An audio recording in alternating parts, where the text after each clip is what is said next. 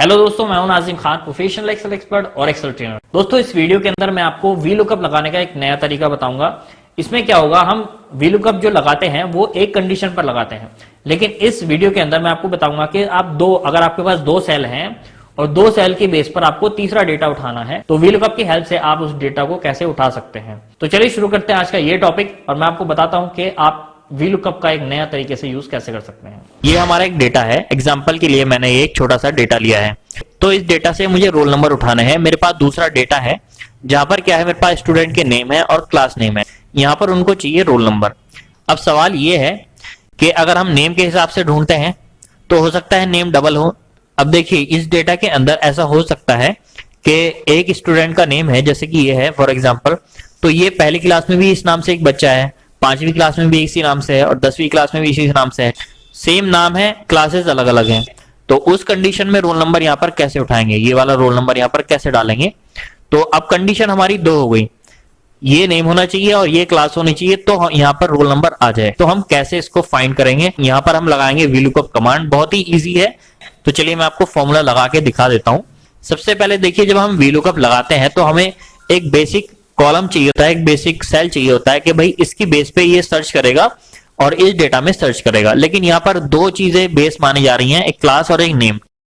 अब इसको कैसे बताएं वीलुकअप कमांड को कि ये दोनों चीजें हो तभी ये रिजल्ट दिखाए।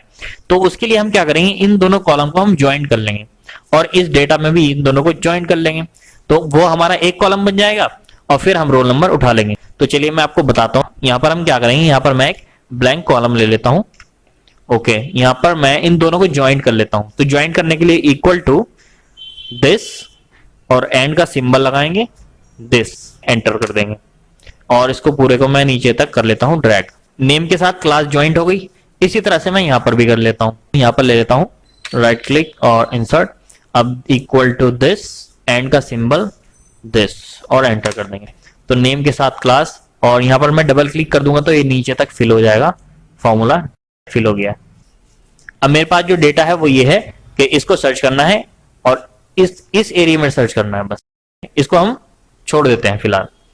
ओके, तो अब यहाँ पर फॉर्मूला लगा देंगे हम, equal to VLOOKUP bracket start. अब इसको बताना है लुकअप वैल्यू, यानी कि क्या ढूंढना है, मुझे ढूंढना है ये, कॉमा लगाएंगे।